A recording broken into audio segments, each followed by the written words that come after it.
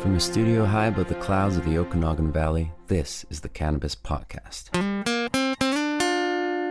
Exploring the world of Canadian cannabis culture, one toke at a time.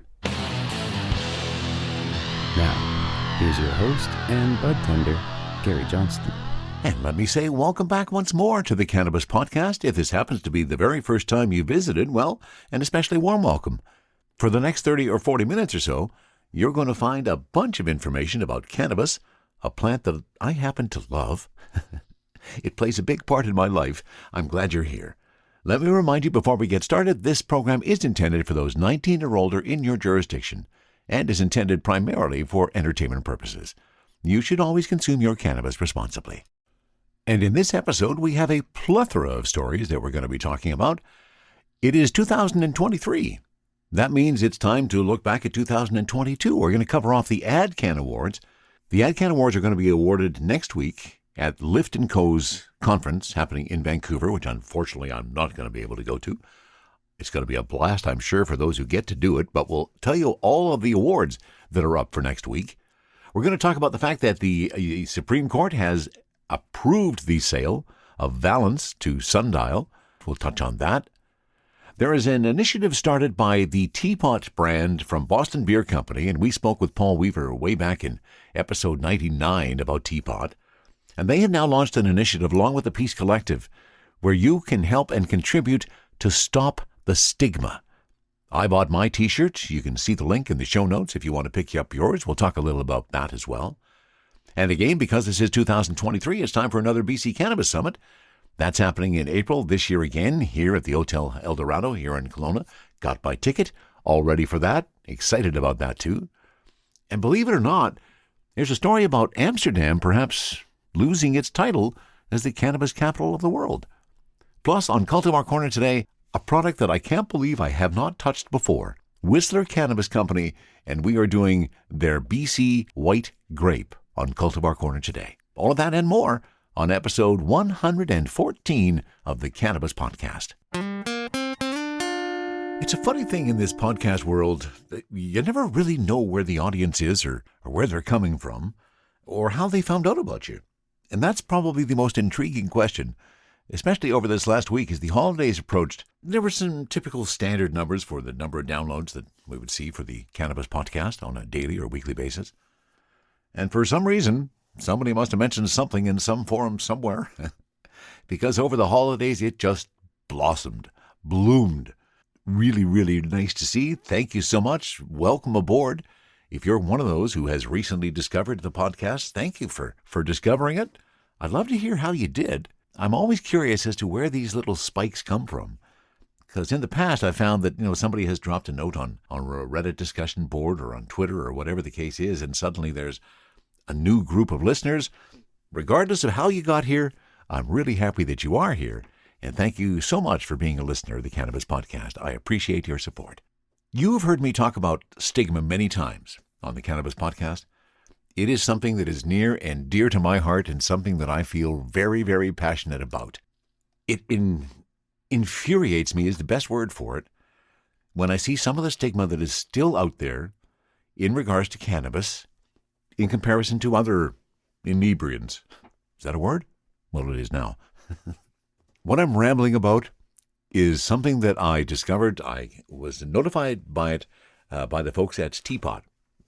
Back in episode 99, I spoke with Paul Weaver of the Boston Beer Company, and he talked about their new introduction of infused cannabis beverages, the Teapot line, one of which was going to be infused with Pedro's Sweet Sativa in a black tea, iced tea. Delicious idea. Haven't still had a chance to try it, but I have had a chance to get on board with this new initiative that they have become. One of the things that has always been a concern ever since legalization in Canada happened was all of those people who suffered from getting busted and having a court record of previous cannabis convictions, whatever that was for, whether it was possession, whether it was dealing, regardless of that. The government still hasn't dealt with that, which was one of the things we were hoping they would do. But in order to, I guess, instill some more excitement into this idea of carrying on along, helping those people who still have those records, and let's get all those records expunged, This is in collaboration with At Drink Teapot. The Peace Collective has released a limited capsule of 100% of the net proceeds going to At Pardons Canada Help Canadians looking to clear their records. That is a great idea. And I have heard it costs a fair chunk of money to clear your record. So it's difficult for some people to obtain those kind of funds. So this is an initiative dedicated to trying to help those people who want to get their records expunged, cannot afford it. And I am so behind this. This is a fabulous idea, and the merchandise is pretty cool too. I picked up the t-shirt, the white bright t-shirt, and that logo, the way that it stands, so it's in a bright yellow, Stop the Stigma, in a circle around a beautiful dark green marijuana leaf. And I am going to be wearing that shirt proudly to many, many events over the course of this year, because I think it's something that we should all encourage. We have to help stop the stigma and help those who need to get rid of those records through Pardons Canada to be able to afford to do so. So I put the link in the show notes. If you want to help, that would be fabulous as well. Or perhaps you just want to go and take a look. There's some pretty cool gear there.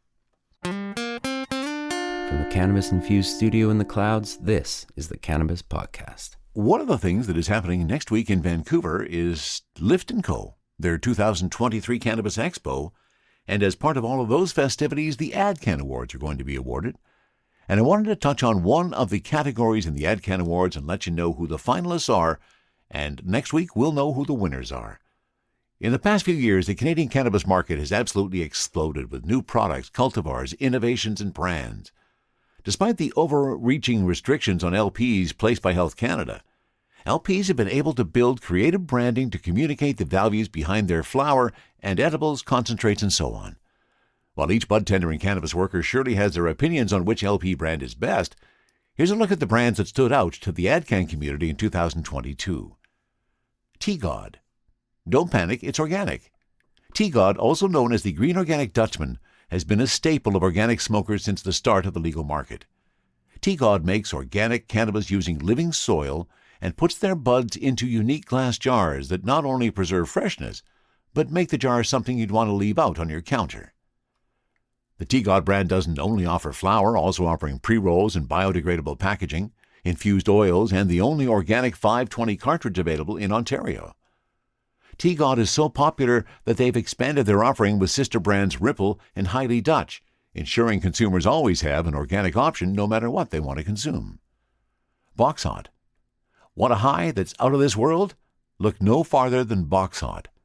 Originally making waves with their 1.2-gram Alien OG cartridge, Box Hot has vastly expanded their brand's offering and image. Leaning into 90s nostalgia, the brand's website and packaging reflects a love for Tron and vaporwave aesthetic. The brand is loud, fun, but most importantly contains a unique and authentic voice. Box Hot's roots will always be in concentrates, but now is offering a full lineup of 510 cartridges, loose concentrates, edibles, beverages, flower, and even infused blunts. Box Hot has set themselves apart from the competition with strong branding and even stronger concentrates. Black Market, BLK MKT. If you walk into your local dispensary and ask for the best flower available, there's a pretty good chance you'll be offered Black Market. And we consider Black Market to be local, since their office is just a few blocks away from the store. Avant's leading brand has made a name for itself across Canada due to being rare, sought-after genetics that are scrupulously cultivated, hang-dried, hand-trimmed, and never irradiated. With flower, pre-rolls, and blunts, Black Market has captured the attention of the Canadian connoisseur. Their amazing product is only elevated through their marketing. Keeping their brand simple and elegant, Avant lets Black Market's processes and quality take center stage. Part of this is placing the terpene information directly on the jar, something Black Market pioneered, making waves last year. Black Market's glass jars have truly taken over the cannabis space in 2022. Royalty. Cannabis concentrates can be the most expensive category for a consumer. However, this brand has made waves for its affordable yet quality concentrates, so much so that this is their second year in a row nominated for LP Brand of the Year. And of course, we spoke with Bella Mitchell, responsible for the marketing of the Royalty brand, on episode 112 of the Cannabis Podcast. Royalty is a brand under the Lifest CanMart umbrella and seeks to change the way we look at the category through its collection of premium yet affordable concentrates. The Regal branding, a crown and a deep purple color, on every bag gives consumers an idea of what's to come. With offerings of shatter, sugar wax, and live resin, they undercut the existing market while aiming to rise above the quality of their competitors. Consumers all agree royalty will have you feeling like royalty. Freedom Cannabis has come from the Alberta prairies to give Canada exactly what it needs. Originally making waves for their high-quality yet low-cost 28-gram offerings, Freedom has launched their Reserve line. Freedom Reserve promises over 2% terpenes and 30% THC on every jar, making it a go-to for experienced smokers looking for that first-time high. Freedom's also committed to making sure consumers can feel good not just about what they bought, but who they bought from.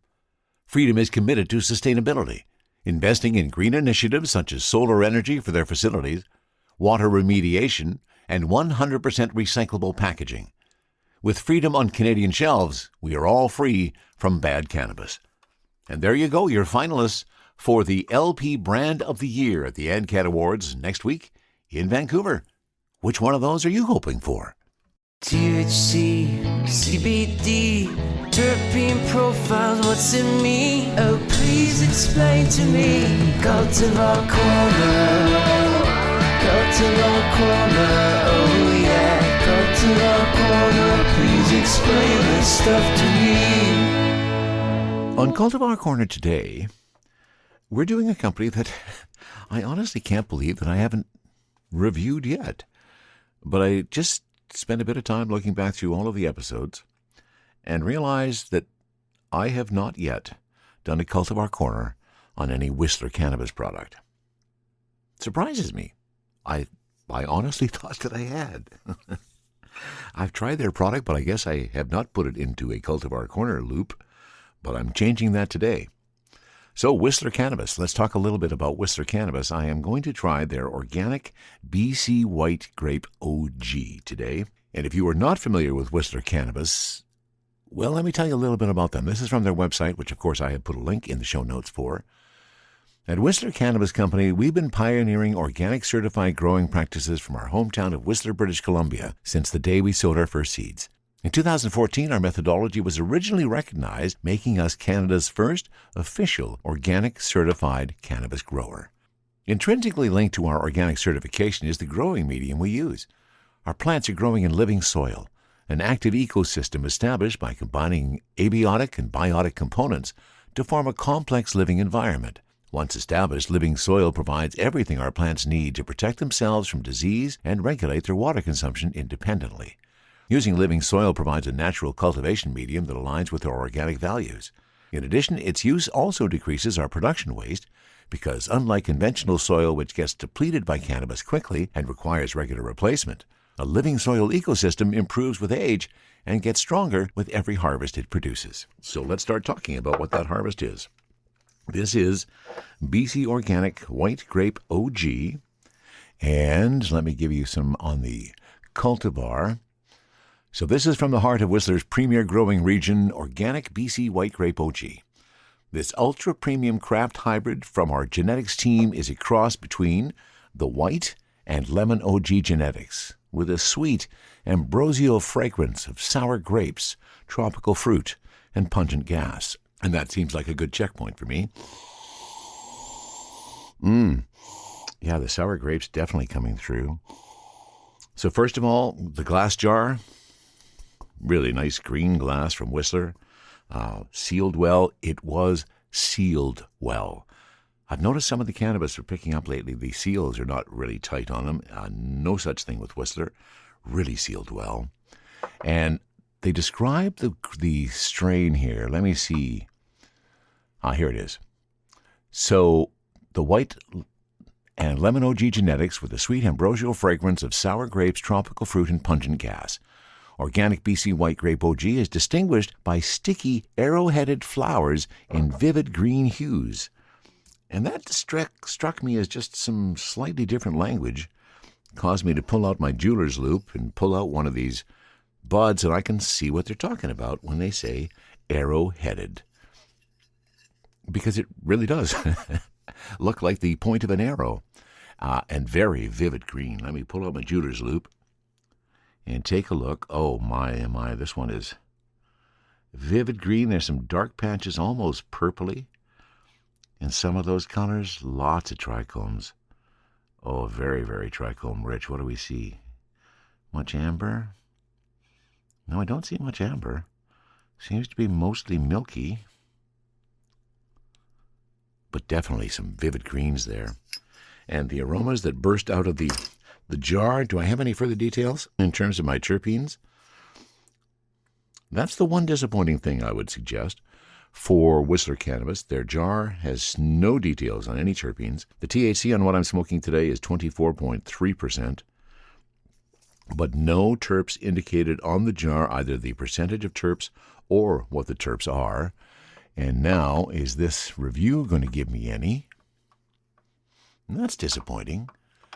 What's also disappointing, if you actually go to the Whistler Cannabis website, they don't have anything on this cultivar.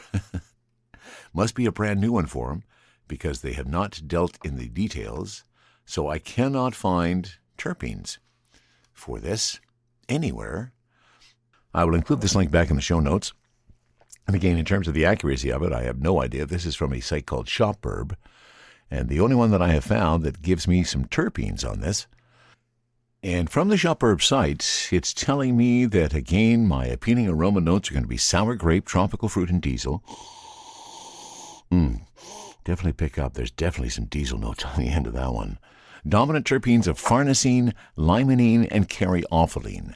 BC White Grape OG characterized by sticky, medium, large, arrowhead-shaped flowers, and that's really cool. They definitely are all kind of shaped like a little arrowhead. Vivid green tones with purple streaks. I noticed some of those. Lots of dark orange hairs and heavy trichome coverage inside and out. And I totally agree with that. And let's see how sticky they are. Well, they're pretty sticky. Now I think it's time we see how potent they are. The THC sitting at 24.5%. And this is Whistler BC White Grape OG.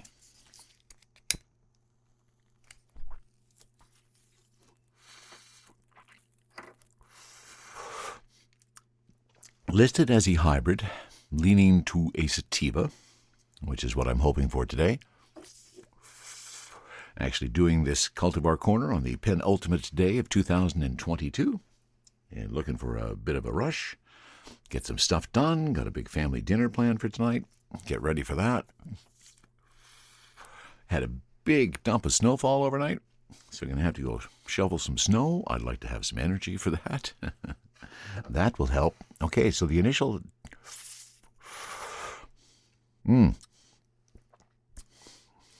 Nice and smooth on the smoke. Watching the ash grow. Nice and white. Drops off nicely. Nice, smooth, even smoke. Now let's see what it tastes like in the Crafty Plus.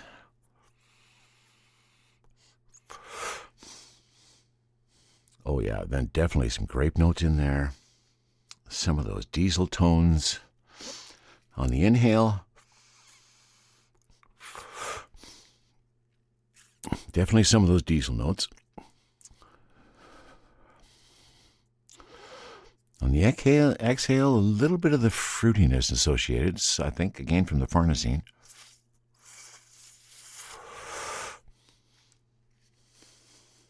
And what kind of high is this going to generate?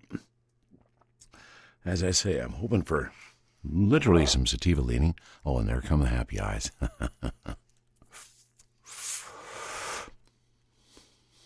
I want a clear focus, and I think I'm going to get this. Oh, really tasty.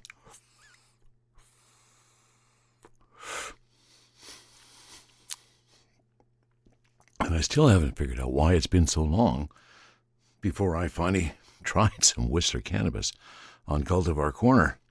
I think that was a bit of a miss on my part. They do grow some really nice cannabis. It is, I guess perhaps this is one of the reasons why I have it. It is a bit more pricey than some of the other stuff. I guess because it's grown in living soil and all of those components. But Love the presentation in the jar.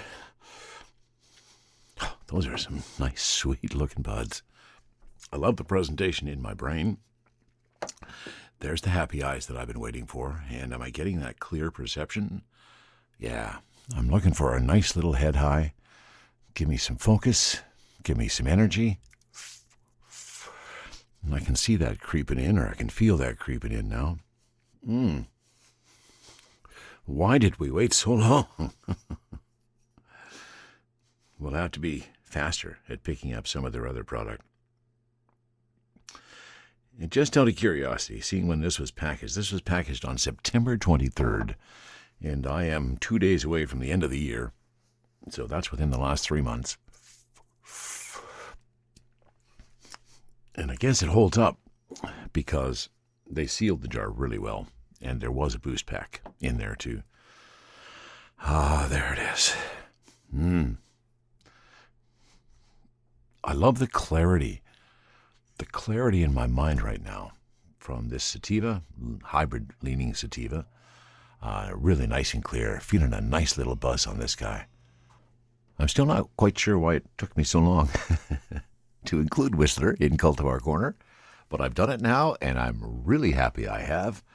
Yes, this high has just continued to develop into a really nice head high. Lots of that focus, that creativity I'm feeling right now. I just got to do some stuff and get it done. I'm loving it. Whistler Cannabis, Organic Cannabis, BC White Grape, OG THC 24.5%. Definitely doing a good job in Whistler.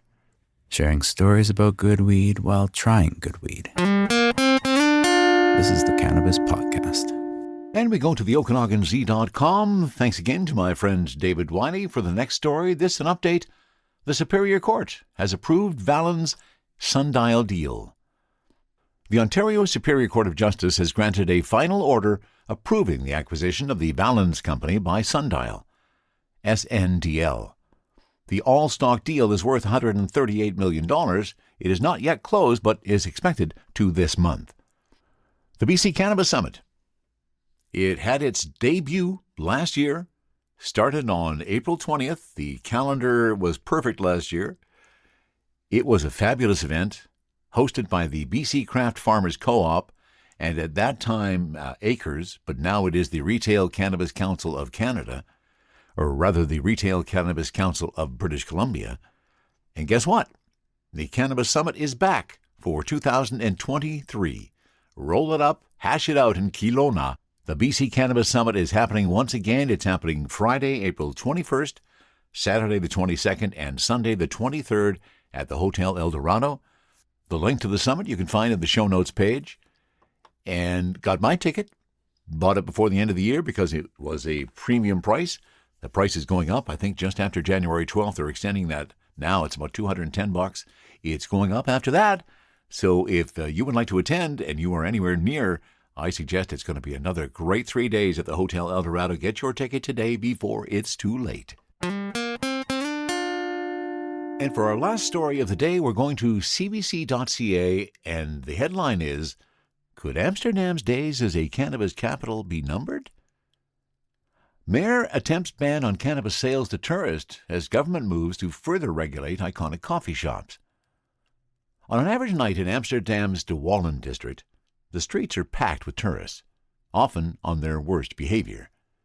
We are being confronted with people vomiting, screaming, pissing, pooping, said Arjan Wells, until recently a resident of the district. This part of the city has only one purpose, to please the tourists. Travelers come to De Wallen, better known as the Red Light District, for many reasons: sex shows, bachelor parties, pub crawls. But one attraction has proved bigger than them all: the city's iconic coffee shops, where legal cannabis has been sold to tourists for decades. A recent survey found roughly half of the city's 20 million annual visitors say visiting a coffee shop is a top reason for traveling to the city, powering an industry worth nearly €1 billion, according to one estimate. For Wells and his advocacy group Stop the Madness, the coffee shops are a problem, contributing to the district's free-for-all party atmosphere. But they don't want to see cannabis banned. Instead, They want Amsterdam to enforce a law known as the I criterion, which would restrict its sale to local residents only. Despite a petition with hundreds of supporters, a long debated council, and the full backing of the city's mayor and police chief, the initiative failed to pass again this fall due to concerns it could lead to an explosion in the black market. And yet there's no reason to believe the city's era of drug tourism may be coming to an end. Amid a broader trend toward legalization in Europe, the Netherlands is reevaluating its relationship with cannabis and potentially upending the coffee shop industry in the process. Since it was first popularized in the Netherlands by American GIs and jazz musicians, cannabis use has been legally tolerated in the country to some degree since the 1970s. Initially, that tolerance led to a proliferation of coffee shops, more than 500 at one time in Amsterdam alone. In the anarchic heyday of the 1980s, Henry Dekker, today the owner of 5 coffee shops, got his start. A wooden sheet and a few crates, that was the bar, he said. Coffee shops were really hideouts for unemployed people, to rest between fights with the police, so it was quite a rebellious environment. But the 1990s, Dutch attitude shifted in favor of increased policing, and the coffee shop industry rapidly professionalized. Today, the type of customer is more mainstream, Dekker said. We see young and old from 18 to 88, men and women. But there's a problem. Selling and consuming cannabis is legal in the Netherlands, but growing it or possessing more than half a kilo remains illegal. That makes supplying coffee shops with their products a criminal enterprise known in the Netherlands as the backdoor problem. It's always like this cat-and-mouse game, said Onik Jesayan, a cannabis industry insider and founder of Greenmeister, an app which offers reviews of coffee shops and cannabis strains. Dutch cannabis dispensaries are still forced to buy from the black market. According to one influential report from the city of Amsterdam, this legal gap has encouraged connections with organized crime, who find in coffee shops a convenient way to convert black market cash to legal income. There's no faster way to launder money than to have a coffee shop, said Robert Overmeer, an Amsterdam resident and advocate for the I criterion. Meanwhile, owners like Dekker, who are trying to operate a legal business, take on significant risk. In 2021, he faced criminal charges and lost 45 kilograms of stock for possessing more than the 500-gram legal limit, despite his stores legally selling 10 or 20 kilos a week. Supplying his stores, he said, is like a sort of James Bond operation we have to run every week, involving shady deals in apartment parking lots. Getting caught again could mean the forced closure of his stores and 70 employees suddenly out of work. The backdoor problem is a barrier for investors too, Dekker says. More and more foreign companies want to buy into the market, but they want to buy the premises, the name, without being involved, he said, because the laws in the Netherlands are not up to their standards. After decades of tolerance, the Dutch government may finally be ready to fully embrace cannabis within the limits of a government program.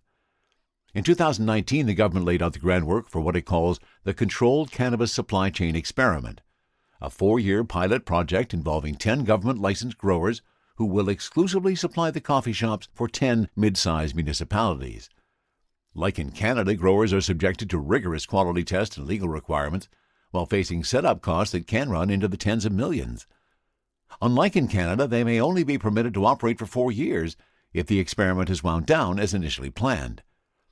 It's another kind of step into the link, a bit of a brave move, said Alistair Moore, whose consultancy Hanway Associates works with some of the licensed growers in the Netherlands. There's a huge pressure on those 10 licenses. The experiment got off to a rough start. Delays in selecting the growers, completing the background checks, and producing sufficient stock means it's now expected to begin before 2024. Still, Moore and others see reason for optimism. Ralph Blaze, a founding member of Linsboer, a licensed grower based in Lelystad, said the delays are because the government wants to maximize the chance of success.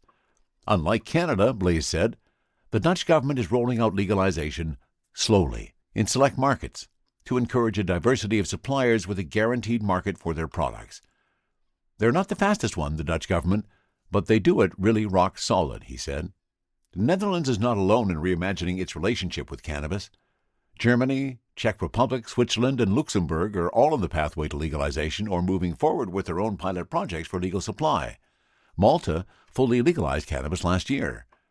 For cannabis industry insiders like Moore, it's a sign that the consensus has changed in Europe and that this is not something we can police away. This is not something we can ignore. And there, a different perspective on the cannabis legalization world changing all around the world. Canada, some questioning whether we did it a little too fast, and some perhaps think that the Dutch may be moving a little too slow. And let me give a shout out to Gord. Gord sent me a comments to info@cannabispodcast.com. Appreciate the comments. Appreciate your support, Gord. Thanks for being along for the ride. If you would ever like to comment yourself, remember info@cannabispodcast.com. And if you would like to support the podcast even further, you can go to buymeacoffee.com/cannabispodcast. And if you like what you hear and you feel so inclined, you can buy me a doobie. That's it for episode 114 of the Cannabis Podcast. From the Cannabis Infused Studio, high above the Okanagan Valley, this was the Cannabis Podcast.